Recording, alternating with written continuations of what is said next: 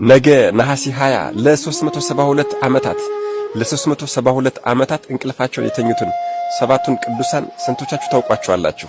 ለ372 ዓመታት እነዚህ በሁለተኛው መቶ ክፍለ ዘመን በኤፌሶን ተወልደው ያደጉት ሰባቱ ቅዱሳን እጅግ በጣም በሚገርማችሁ ሁኔታ ከዘመነ ሰማዕታት እስከ ዘመነ ጻድቃን የተዘረጋ ትልቅ ታሪክ አላቸው። እነዚህ ሰባቱም ቅዱሳን ደግሞ ባልንጀራሞች ሲሆኑ ክርስትናን ተምረው የንጉሥ አገልጋይ ሆነው ነበር በቤተ መንግሥት ውስጥ። እነዚህ ሰባቱ ባልንጀራሞች በሥራቸውም ሆነ በጸባያቸው እጅግ በጣም የተወደዱ ነበሩና ንጉሡ ዳኪዎስ እጅግ በጣም ይንከባከባቸው ነበር። ታዲያ እነሱም በዚያ በምቾት ዘመን በጾም በጸሎትና በስግደት ፈጣሪያቸውን እያመሰገኑና እያመለኩ ይኖሩ ነበር።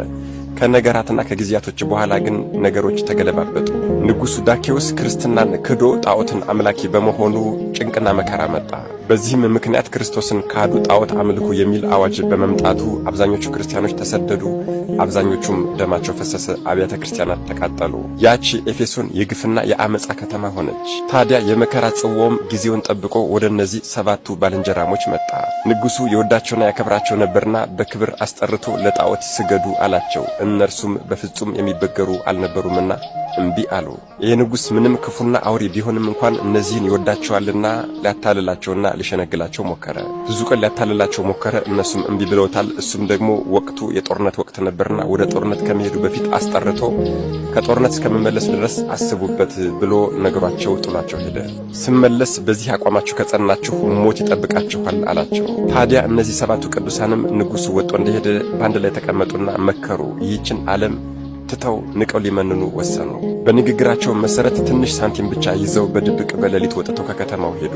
ታዲያ ከከተማው ወጥተው እንደሄዱም አንዲት ዋሻ አገኙና በዚያች ዋሻ ውስጥ ሁሎችም በአንድ ላይ በጸሎት ይተጉ ጀመረ። በእየተራም ማታ ማታ ቀስ ብለው ተደብቀው እየወጡ ለሰባቶችም አንዳንድ ዳቦ እየገዙ ይመጡ ነበረ። ይህንን ደግሞ አንድ የበግ ጠባቂ አይቶ ነበርና ዝም ብሎ ይከታተላቸው ነበረ። ነገር ግን ከዕለታት አንድ ቀን አንደኛው ከሰባቱ ቅዱሳን አንዱ ዳቦ ሊገዛ ወጥቶ እያለ ንጉሡ ዳኪዎስ እንደተመለሰ ሰማና መጥቶ ነገራቸው። ንጉሡ ዳኪዎስም ከጦርነት እንደመጣ ቀጥታ እነዚህን ሰባቱን ባልንጀራሞች አስጠየቀ። እነርሱም ጠፍተው እንደሄዱ ተነግረው ከተማይቱን ምስቅልቅሏን እያወጣ ይፈልጋቸው ጀመረ። እነዚህ ቅዱሳንም ይህንን ባወቁ ጊዜ ከዚያች ቀን ጀምሮ ከዚያች ዋሻ ከዚያች በዓታቸው ሳይወጡ በጾም በጸሎትና በስግደት እየታገሉ ኖሩ። ከዕለታት አንድ ቀን ግን ሲጸልዩ ውለው ደክሟቸዋልና እንቅልፋቸውን ተኙ። በዚያው አልነቁም። ታዲያ ያ የበግ ጠባቂ የበግ እረኛ ደግሞ እነዚህ ቅዱሳን አለመውጣታቸውን በተመለከተ ጊዜ ምክንያቱም በየቀኑ አንዳንዳቸው በየተራ እየወጡ ዳቦ ሲገዙ ይመለከታቸው ነበረ።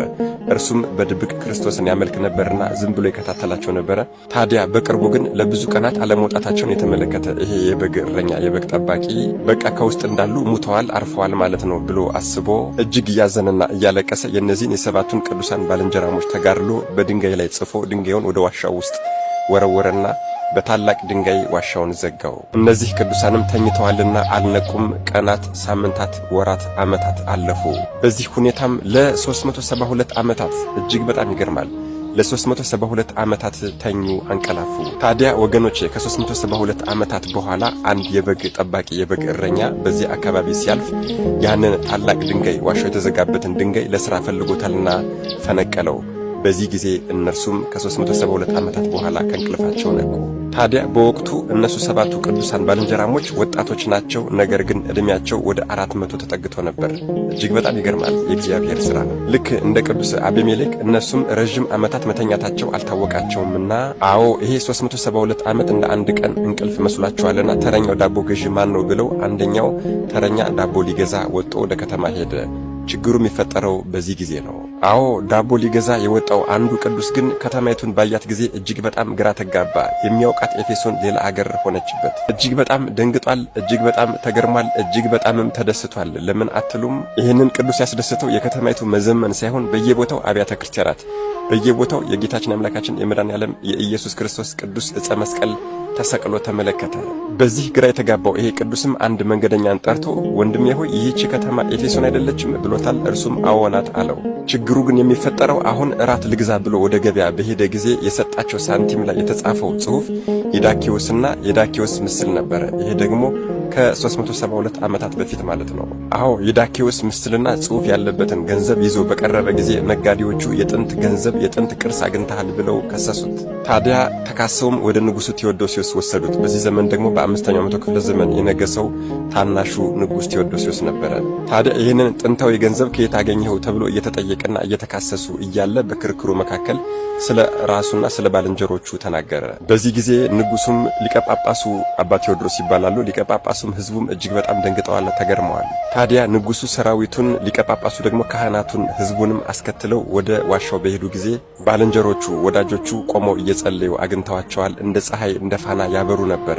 እጅግ በጣም ተደስተዋል፣ እጅግ በጣም ተገርመዋል። ታዲያ የእግዚአብሔር ፈቃዱ ሆኗልና ከዚያ ዋሻ ወጥተው ወደ ከተማ ወደ ኤፌሶን በመሄድ ሕዝቡን እያስተማሩ ድውያንን እየፈወሱ ሙታንን እያስነሱ ለ7 ቀናት ከተቀመጡ በኋላ በዚያ ወቅትም ደግሞ በነገራችን ላይ ትንሣኤ ሙታን የለም የሚሉ ከሃዲዎች ተነስተው ብዙ ሰዎችን አስተው ነበርና ለእነዚያ ከሃዲዎችም እነሱ የሕይወት ምስክር ሆነው የካዱትንም ሰዎች ወደ ቀናች ሃይማኖት መልሰው ከእንቅልፋቸው በነቁ በ7ኛው ቀን በነሐሴ 20 ቀን 7ቱም አርፈዋል ማለት ነው። ንጉሡም 7 የወርቅ ሳጥን አዘጋጅቶ በዚያ በክብር ቀብሯቸዋል። ወገኖቼ ልዑል እግዚአብሔርን ሥራህ ግሩም ድንቅ ነው ከማለት በቀር እኛ ምን ልንል እንችላለን? እስኪ ሁላችሁም ቪዲዮን እስከ መጨረሻ ድረስ ከተከታተላችሁት አደራ በኮሜንት ሴክሽን ላይ ጌታችን አምላካችን መድኃኔዓለም ኢየሱስ ክርስቶስ ሆይ ሥራህ ግሩም ድንቅ ነው በሉ። የተለመደ ትብብራችሁ ኮፒ ሊንክ ማድረግ እንዳይረሳ፣ ለቤቱ አዲስ ሆናችሁ ፎሎ ማድረግ እንዳይረሳ። መድኃኔዓለም ኢየሱስ ክርስቶስ ከ7ቱ ቅዱሳን ባልንጀራሞች ረድኤት፣ በረከት፣ ምልጃ፣ ቃል ኪዳን፣ ፍቅር አይለየን። አሜን። ይቆየን።